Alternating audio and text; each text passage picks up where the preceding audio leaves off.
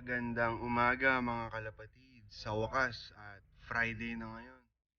Ngayong oras na to, it's about 6:15. Tumawag kanina yung post office. So, pupunta tayo dun. May dumating na ibon.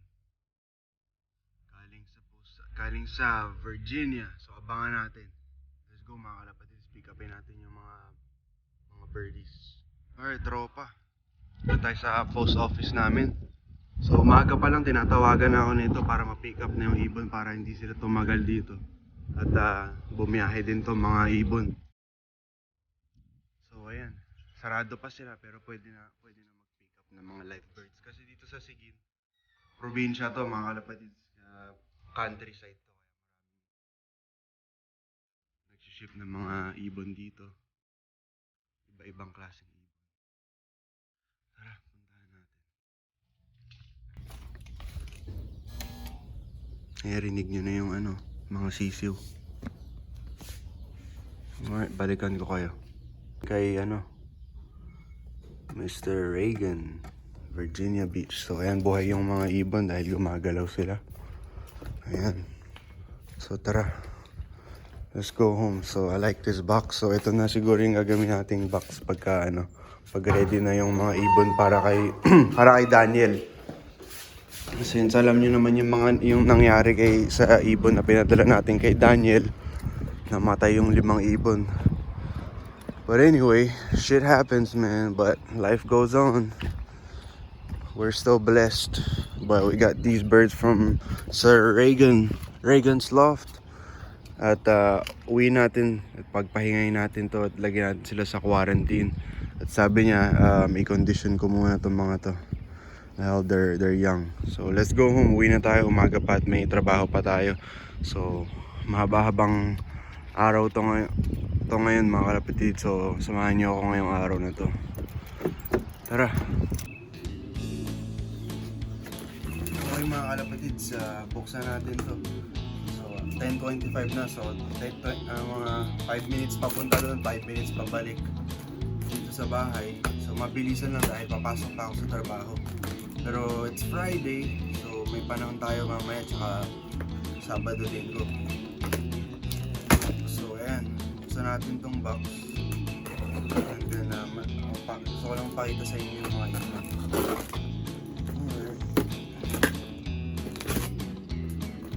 Ito yung mga money birds natin galing kay Sir Hitos Reagan. Sinag-sign up siya dun sa sa GSAF namin dito sa Texas.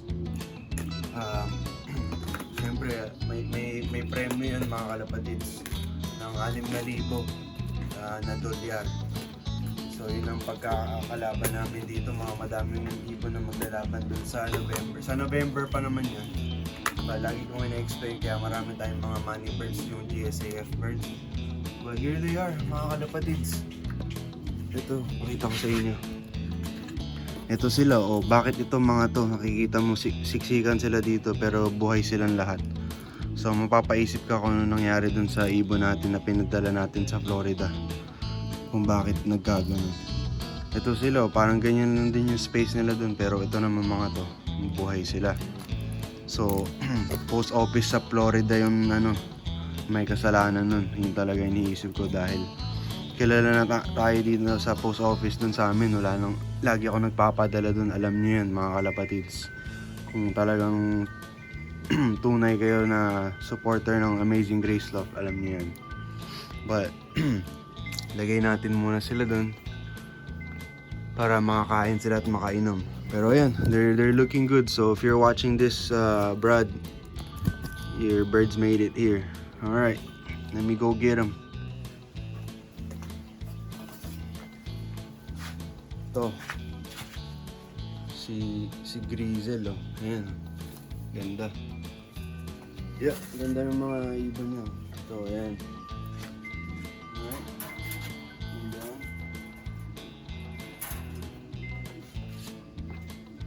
Then we got a blue check. Blue check.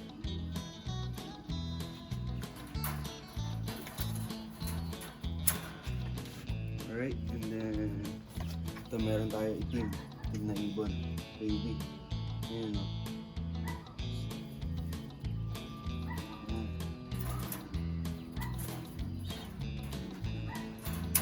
Mga inakay pa to. Dahil sa November pa ang karera natin. So mahaba ang ano.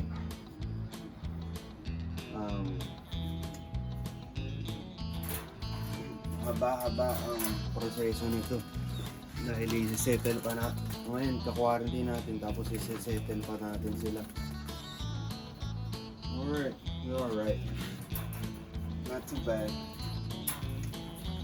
So, madaling pa dito mga tropa. But anyway, ayan sila. Bigyan natin sila ng pagkain at inumin. Yung mga ibon natin nandito. Alright. Balikan ko kayo mamaya pag uwi ko. Papasok na ako. See you guys later. Maliligo pa ako.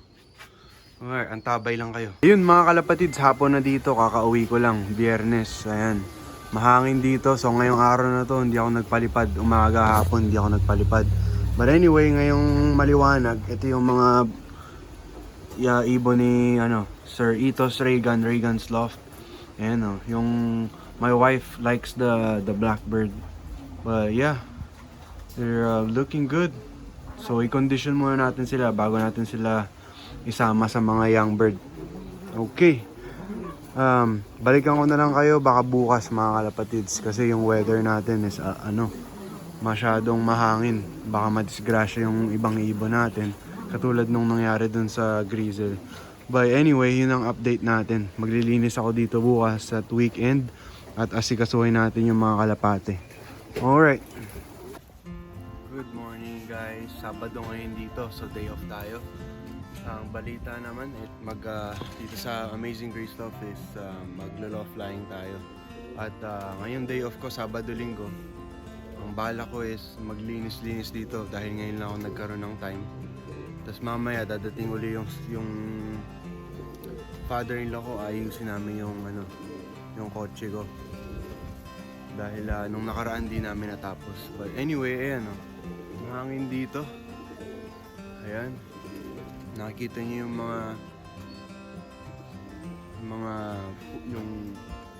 mga dahon ay gumagalaw. So magpapalow fly ako.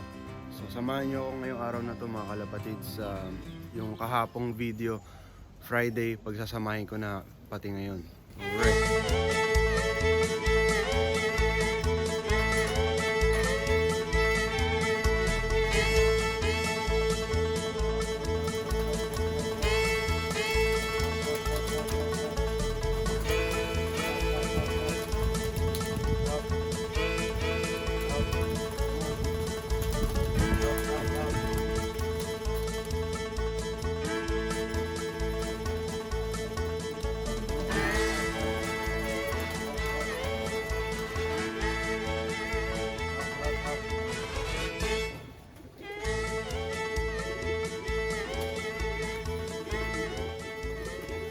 Alright. Ayan. Yung iba, yung mga bago nandyan. So matagal na yan dito. Yung isang ibon ni Mr. Ricomar. Yung iba, nakalabas na yung isang ibon niya na blue bar. Na ayan, yung nandito sa kaliwa. Ayan yung isang ibon ni Ricomar. Low fly pa rin tayo. Hindi muna tayo mag-road training dahil yung ibang ibon natin hindi pa nakaka-catch up. Katulad ng mga to, hindi pa nakakasabay dun. Tapos meron pa tayong mga bago doon galing kay sa tropa natin na taga Virginia. And may darating din tayo galing kay Sniper. Tapos yun na. So pagtas nun, isi-settle natin tapos baka next month or the next 2 months dun pa lang tayo mag-short toss. I like to do a lot of short toss. But ayun yung isa. Wala, yan na lang yata. But anyway, yun yung isa. Gusto na rin niya makalabas. Ayun. Ayan muna natin siya dyan.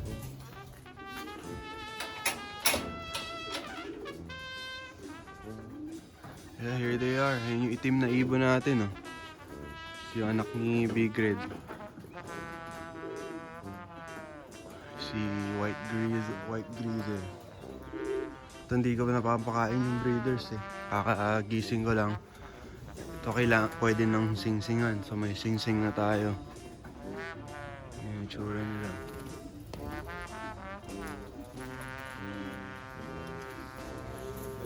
ito naiwan, tapos napansin ko natanggal yung sing-sing niya. Ayan. So yung isa walang sing-sing, pero okay lang yan. Ito yung isang inakayo, ayan,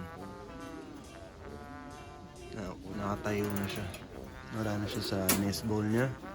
Tapos ito soon malapit na. Ayan. Angas, oh. Tapang. Tapos dun tayo sa kabila.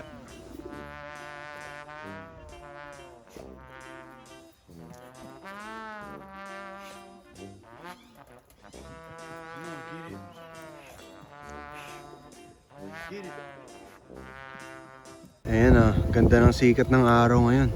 Mahangin eh. Ayan, nakabalik na sila. Medyo nakakalayo na rin sila. Pwede na natin itos to, pero hindi pa pwede kasi yung ibang ibon natin. Kapag tinos natin to, lalo silang magre-range. Tapos baka yung mga bago ma-overfly. Kaya pagsasabay-sabay na natin. So mahabang low fly lang tayo. Alright, here they are.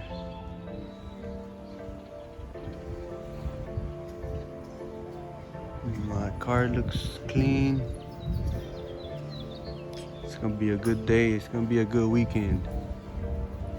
So ito yung papakain ko sa mga young birds natin. Tapos mag-a-add tayo ng buto ng MJ. Ayan, hemp seeds. Ito uli sila, mga Virginia birds. Nabakunahan na namin sila ni Mrs. ngayong araw na to. And may pagkain na sila at bago yung painuman nila. Alright. Ito lang sila, naka-viewing lang din sila dito. Pinapanood nila yung mga young birds natin.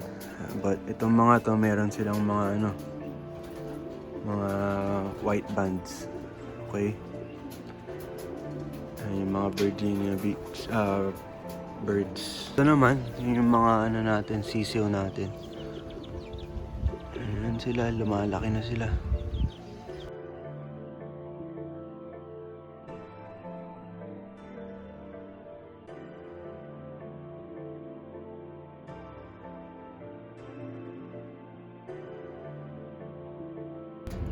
Ayan na, tara, larga na.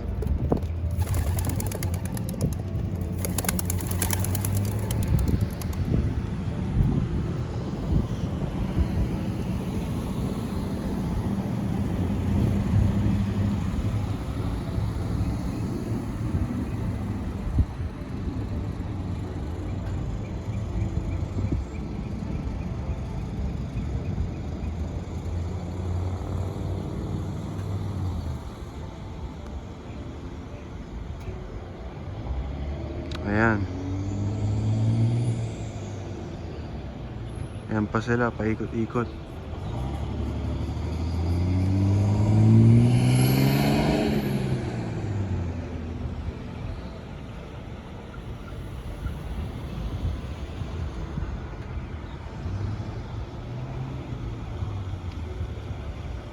That one? No, they're still over there.